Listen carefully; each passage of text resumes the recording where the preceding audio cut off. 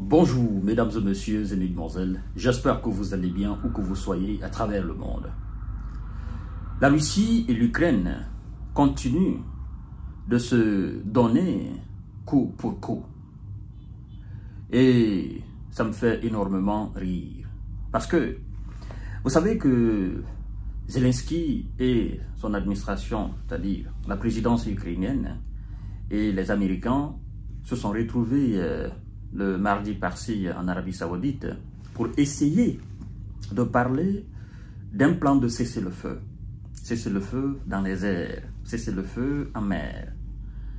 Et vous savez, le motif principal pour lequel ils ont mis un accent très particulier sur les airs et en mer, vous savez, ne vous inquiétez pas, moi je vais vous dire. En fait, le cessez-le-feu demandé par la partie ukrainienne dans les airs et en mer, c'est parce que il manque de systèmes antimissiles. Il manque de systèmes d'interception des drones. L'Amérique ne produit plus. Les patriotes, l'Amérique ne donne plus. Donald Trump ne donne pas. L'Allemagne n'en a pas. La France n'en a pas. La Grande-Bretagne n'en a pas. Donc, les systèmes de défense antimissiles qui avaient été demandés en nombre de 20 ou 30 lors d'une réunion à Bruxelles par les chefs d'État, disons les responsables de l'OTAN, que les OTANiens eux-mêmes, parce que ça a été demandé par les Ukrainiens, notamment le ministre des Affaires étrangères ukrainien, le patron de la diplomatie ukrainienne, que les Occidentaux ont refusé de donner, ou ils n'en avaient pas, fait que les systèmes de défense qui étaient déjà sur place, qui étaient épuisés, et que les missiles d'interception qui étaient de plus en plus moins, n'est-ce pas, a fait que les lancements massifs de drones et de missiles sur l'Ukraine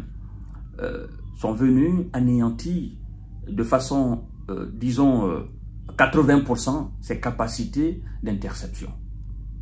Et donc, en demandant le cessez-le-feu dans les airs et en mer, c'est parce qu'ils n'ont plus de capacité d'interception, de capacité de destruction de ces missiles et ces drones. Voilà la raison principale.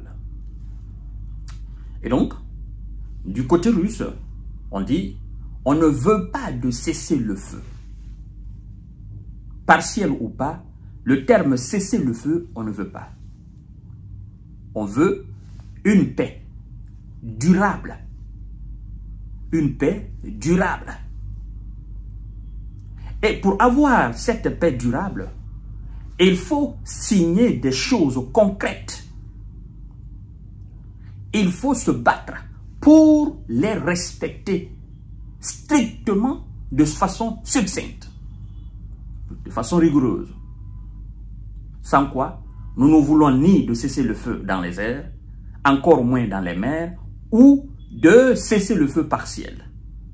Cerise sous gâteau, nous ne voulons pas de troupes européennes ou américaines en Ukraine pour garantir une quelconque paix. Nous voulons que vous ayez la capacité de respecter ce qui sera signé entre vous et nous, occidentaux et russes, que vous ayez la capacité de respecter ce qui sera signé en termes d'accord pour une paix durable. Une paix qui serait alors une défense solide pour la Russie, mais aussi une défense solide pour l'Ukraine, ce qui n'est pas synonyme d'intégration de l'Ukraine au sein de l'Union européenne, encore moins de l'OTAN. Vous acceptez cela? Nous sommes d'accord avec vous. Vous n'acceptez pas cela? Nous continuons les opérations militaires spéciales.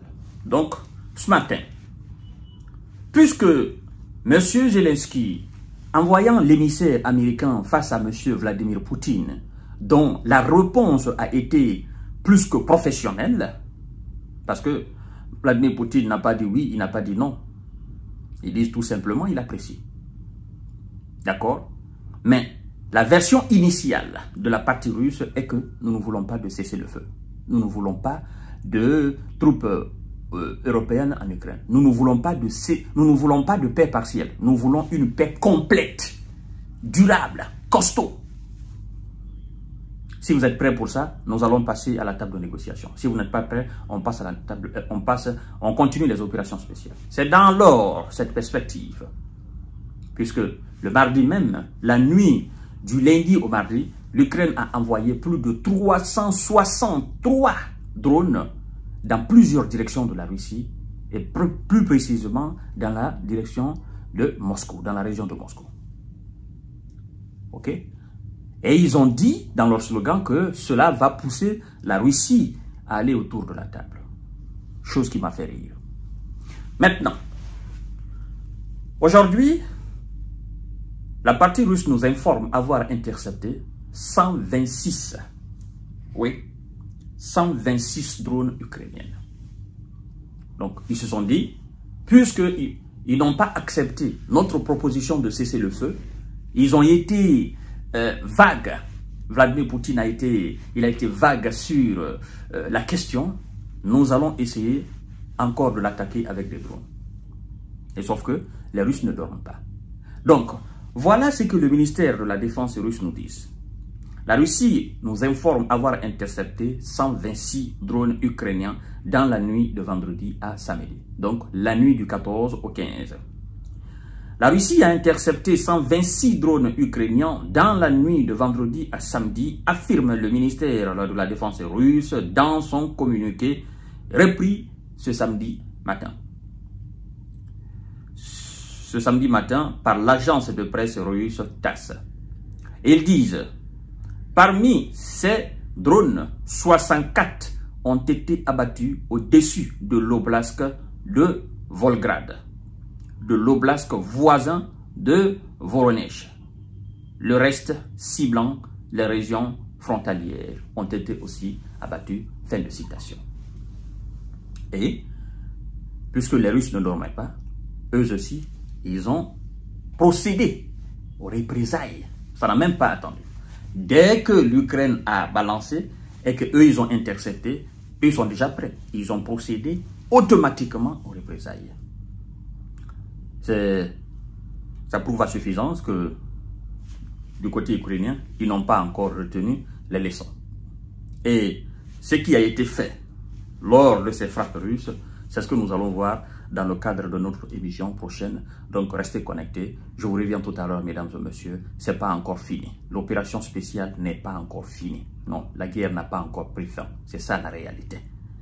Et en tant que de propositions concrètes ne sont pas faites, Vladimir Poutine n'est pas prêt à aller autour de la table pour aller dire de n'importe quoi. Non. Il a appris les leçons du passé. Et c'est ce qui lui pousse aujourd'hui à être réticent face à ces soi-disant propositions de la part occidentale. Je vous reviens tout à l'heure.